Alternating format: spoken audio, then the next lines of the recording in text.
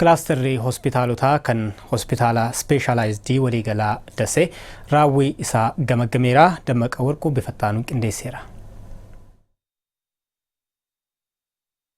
ቅንዶምኒ ክላስተራ ሆስፒታሎታ ስፔሻላይዝድ ወሊገላ ደሴ ገመገመ ወልተኢንሳ ሆስፒታሎታ ሰዴቲ መጋላ ከሚሴቲ ገመገሜራ itti gaafatamtuun hospitaala waliigala specialized dase qindeessituu kilaastara hospitaalota Dr. Haymanot Ayyala kilaastara hospitaalota erga hundaa'e waggaa lama akka ta'e ibsanii hawaasa ogeessotaa fi hoggantota hirmaachisuun hojii bu'aa qabeessa akka argamsiisaa jiru ibsaniiru.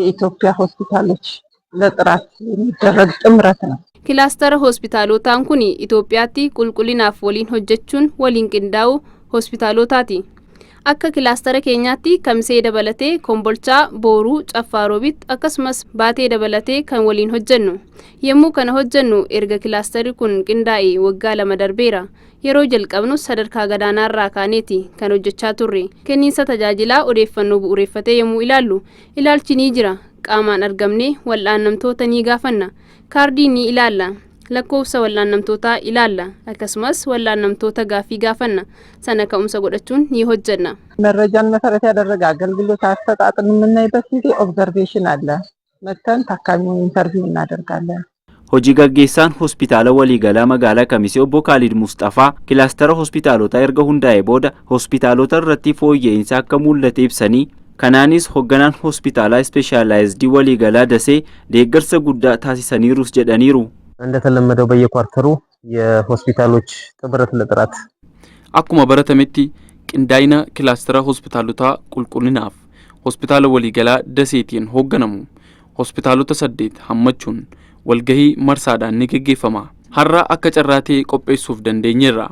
Buuruma kanaan kenniinsa tajaajilaan wal qabatee gamaaggamaa jirra.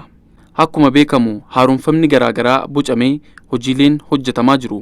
keessattuu kenniinsa tajaajilaa gama fooyyessuutiin sana keessa ajandaan amma keessa jiru ajandaa haaromfama lammaffaan kan wal qabate walitti qindaa'uun hospitaalota qulqullinaaf waldeeggersa hospitaalota gama galteewwaniin muuxannoon walitti hidhamuun sagantaa muuxannoo wal jijjiiruuti. በግብአት በተለያዩ ልምድ ልውውጦች በተለያዩ ተሰሰር አድርገው ከአንዱ ሆስፒታል ሌላኛው የሚማርበት ፕሮግራም ነው። hojii gaggeessaan hospitaala Kombolchaa obbo Kabbada Yimar gama isaaniin kilaastarichi erga hundaa'e booda dorgommii biiroo naannichaa taasiseen hospitaala specialized Daseen sadarkaa kilaastara hospitaalota qabaachuun isaa agarsiisaadhaas jedhaniiru. እንደ ክላስተር ስናየው ከጊዜ ጊዜ እየተሻሻለ የመጣ ነው። yemmuu akka kilaastaraatti ilaallu yeroodha gara yerootti fooyyaa dhufee jira. akka naannichaatti gara kilaastaraa 8tu jira. isaan keessaa immoo kilaastarri hospitaala Dasee raawwii gaarii kan qabudha.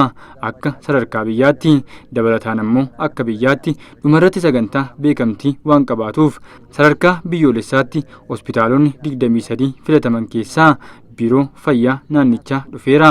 akka waliigalaatti hirmaannaa hawaasummaa fi hojii deeggarsaa kan gaafatudha. አጠቃላይ ኮሚኒቲ ማህበረሰብ ተሳትፎንም የሚጠይቅ ድጋፍም የሚጠይቅ ስራ ነው።